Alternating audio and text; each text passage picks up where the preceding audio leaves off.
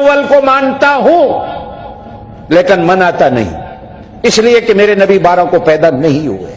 जाओ, मेरा चैलेंज है दुनिया को, नहीं पैदा हुए 12 को। हां, मेरे नबी 12 को फौत हुए। अगर कोई मां का लाल कहता मैं गलत कह रहा हूं, आइए मेरा सर कलम कर दो। हुजूर की 12 रबीउल अव्वल की वफात का दिन है। ये आपकी मर्जी है, वफात वाले दिन आप झंडियां लगाएं, हलवे खाएं, आपकी मर्जी है, मैं तो आपको नहीं रोकता। हुजूर की पैदाइश 9 रबीउल अव्वल की। कुछ लोगों ने लिखा 8 रबीउल अव्वल की, कुछ लोगों ने लिखा 12 रबीउल अव्वल, लेकिन पूरी उम्मत के उलमा का इत्तेफाक है कि हुजूर की वफात 12 को हुई।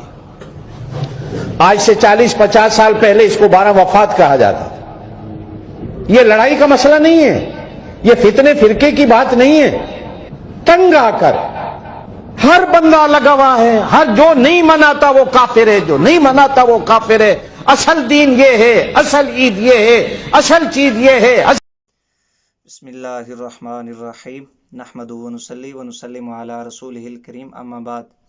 मुअज़्ज़ज़ सामीन व नाज़रीन, सोशल मीडिया के ऊपर वहाबी फ़िरका के मौलवी तैयब कासमी का एक वीडियो क्लिप सुनने को मिला, जिसमें बड़े धड़ल्ले के साथ ये दावा और चैलेंज कर रहा है कि नबी रिसालत सल्लल्लाहु अलैहि वसल्लम की पैदाइश 12 रबीउल अव्वल शरीफ को नहीं हुई बल्कि 8 रबीउल अव्वल शरीफ को हुई है। और अगर कोई 12 रबीउल अव्वल शरीफ को नबी अलैहिस्सलाम की पैदाइश साबित कर दे तो वो मेरा सर कलम कर दे। दूसरा झूठ ये बोला कि नबी रिसालत सल्लल्लाहु अलैहि वसल्लम की पैदाइश 12 को नहीं हुई बल्कि वफ़ात 12 रबीउल अव्वल शरीफ को हुई, और इस पर सारी उम्मत के उलमा का इत्तिफाक है। ये बहुत बड़े झूठ बोले, और ये झूठ इन्हीं हजरात को ज़ेबा देते हैं। पहली बात यह है, चाहे नबी रिसालत सल्लल्लाहु अलैहि वसल्लम की पैदाइश की तारीख़ हो या वफ़ात की तारीख़ हो, इस पर किसी का भी इत्तिफाक नहीं है। हाँ, जुमहूर की एक राय है, वो ये कि नबी रिसालत सल्लल्लाहु अलैहि वसल्लम की तारीख़ पैदाइश 12 रबीउल अव्वल शरीफ है, और इसी कौल को जुमहूर मुहक्किकीन और सैयद आला हज़रत रदियल्लाहु ताला अन्हु ने फतावा रिज़विया शरीफ के अंदर भी नकल फरमाया। यही कौल 12 रबीउल अव्वल शरीफ तैयब कासमी के अकाबिरीन ने भी इख्तियार किया, और इसी कौल को अपनी कुतुब के अंदर नकल किया। ये इतना बड़ा कज़्ज़ाब है कि ये दावा कर दिया कि 8 रबीउल अव्वल शरीफ नबी अलैहिस्सलाम की पैदाइश का दिन है, और साथ ही ये कहा कि अगर कोई 12 साबित कर दे नबी अलैहिस्सलाम की पैदाइश का दिन तो वो मेरा सर कलम कर दे। उसने खुद ही अपने इस दावे की इस बात से नफ़ी कर दी। कुछ जुमलों के बाद ये खुद कहता है कि कुछ उलमा ने नबी अलैहिस्सलाम की पैदाइश 12 रबीउल अव्वल शरीफ लिखी है। जब कुछ उलमा ने नबी अलैहिस्सलाम की पैदाइश 12 रबीउल अव्वल शरीफ लिखी है तो 8 का कौल मुत्तफ़क़ अलैह ना हुआ। ये गोया खुद इसने अपने पाँव के ऊपर खुद ही कुल्हाड़ी मार दी और अपने इस दावे की नफ़ी कर दी, और खुद ही इसने अपना सर कलम कर दिया। दूसरी बात यह है, नबी रिसालत सल्लल्लाहु अलैहि वसल्लम की पैदाइश 12 रबीउल अव्वल शरीफ को है। खुद इसके अकाबिरीन यानी फ़िरका देवबंदी या वहाबिया के जो अकाबिर हैं, उन्होंने भी इस बात को तस्लीम किया है। ज़िक्र मुबारक आका इनामदार हज़रत मोहम्मद सल्लल्लाहु अलैहि वसल्लम मौलवी ज़करिया कांदेलवी की किताब है। इसके सफ़ा नंबर 46 के ऊपर नबी रिसालत सल्लल्लाहु अलैहि वसल्लम की पैदाइश इसने 8 रबीउल अव्वल शरीफ और 12 रबीउल अव्वल शरीफ लिखी है, और 29 अगस्त बमुताबिक 570 ईस्वी। इसी तरह ये वहाबियों की किताब आवाज़ कासमी ज़ियाउल कासमी के खुतबात का मजमुआ है। इस किताब के सफ़ा नंबर 60 के ऊपर इसने भी नबी रिसालत सल्लल्लाहु अलैहि वसल्लम की पैदाइश 12 रबीउल अव्वल शरीफ बयान की है। और ज़ियाउल कासमी साजिद कोडू की इंतहाई ममदूह शख्सियत हैं, और मुनाज़रा कोहाट की नाम नहाद कहानी साजिद कोडू ने जो लिखी है, उसके सफ़ा नंबर 7 के ऊपर इस बात का भी तज़किरा किया कि ज़ियाउल कासमी ने किस तरह मुसलमानों के ऊपर शिरक, कुफ़र और बिदअत के फतवे लगाए, और साजिद कोडू ने ज़ियाउल कासमी के इन कारनामों की तहसीन की है।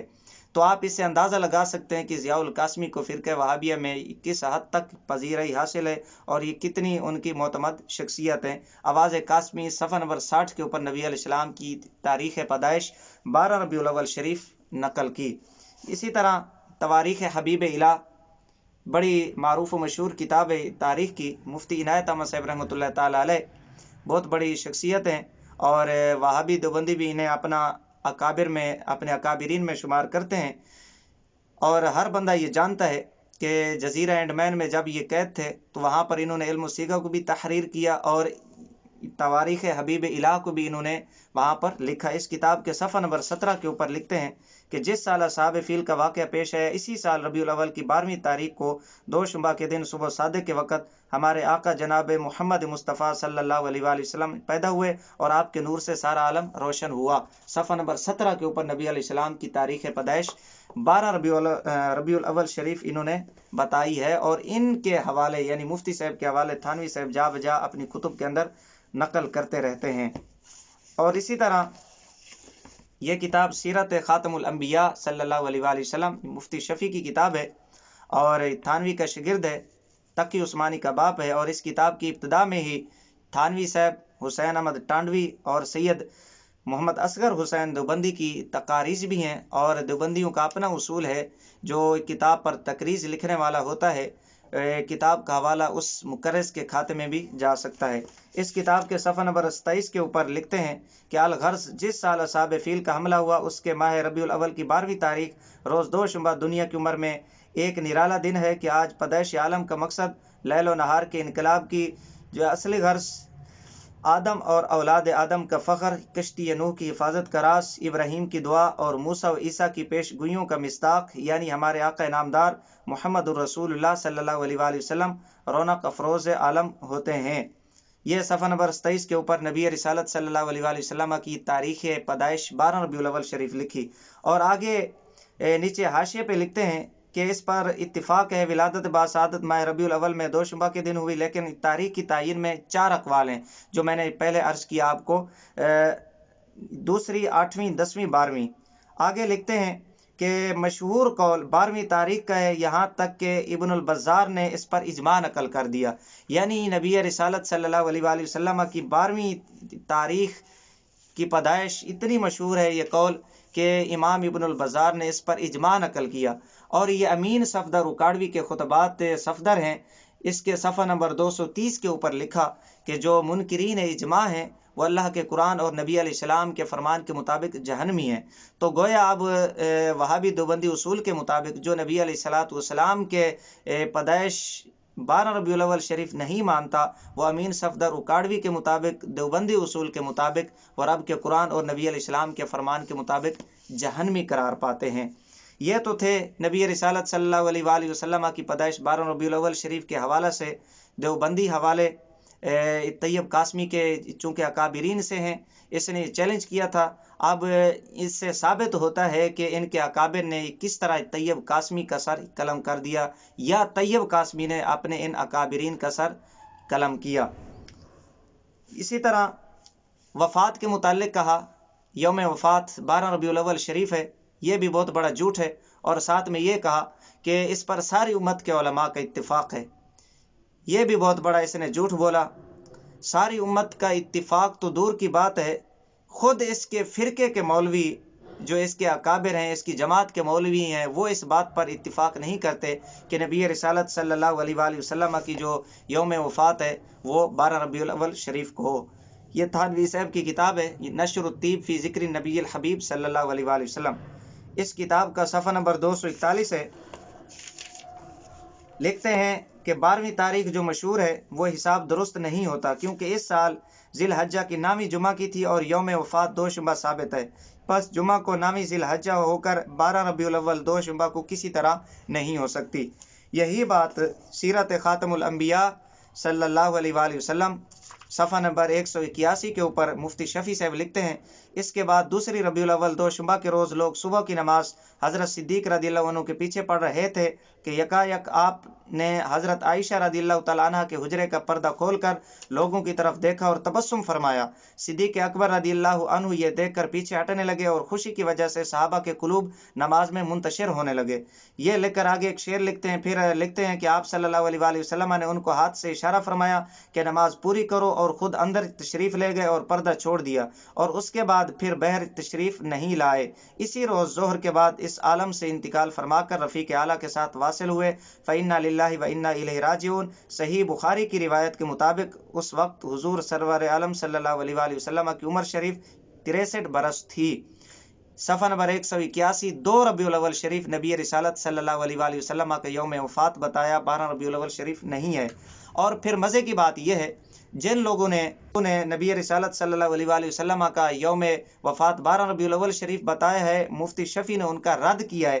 لکھتے ہیں تاریخ وفات میں مشہور 12 ربیع الاول ہے، لیکن حساب سے کسی طرح یہ تاریخ وفات نہیں ہو سکتی، کیونکہ یہ بھی متفق علیہ اور یقینی امر ہے کہ وفات دوشنبہ کو ہوئی، یعنی جو پیر کے دن ہوئی، اور یہ بھی یقینی ہے کہ آپ کا حج 9 ذی الحجہ روز جمعہ کو ہوا۔ ان دونوں باتوں کے ملانے سے 12 ربیع الاول روز دوشنبہ نہیں پڑتی۔ اس لیے حافظ ابن حجر نے شرح صحیح بخاری میں طویل بحث کے بعد اس کو صحیح قرار دیا ہے کہ تاریخ وفات دوسری ربیع الاول شریف ہے۔ کتابت کی غلطی کی وجہ سے 2 ربیع الاول شریف کو لوگوں نے 12 ربیع الاول شریف بنا دیا۔ یہی قول محققین کے نزدیک راجح ہے، اور اسی قول کو مفتی شفیع نے بھی پسند کیا ہے، اور اپنی اس کتاب کے اندر اس نے حاشیے میں لکھا۔ اور اس کتاب کی ابتدا میں پہلے چونکہ میں عرض کر چکا ہوں کہ تھانوی کی بھی تقریض ہے، حسین احمد ٹانڈوی کی بھی تقریض ہے، اور سید اصغر حسین دیوبندی کی بھی تقریض ہے۔ گویا ان چاروں حضرات کا یہ موقف ہے کہ نبی رسالت صلی اللہ علیہ وآلہ وسلم کی یوم وفات 12 ربیع الاول شریف کو نہیں ہوئی، بلکہ 2 ربیع الاول شریف کو ہوئی ہے۔ اس طرح کے دیگر حوالہ جات بھی ہمارے پاس کافی ہیں، لیکن چونکہ عوام کے ذہنوں کے اندر جو غلط فہمی پھیلی ہے اسے دور کرنا مقصود تھا۔ اللہ رب العزت ان وہابی دیوبندیوں کے شر سے مسلمانوں کو محفوظ فرمائے۔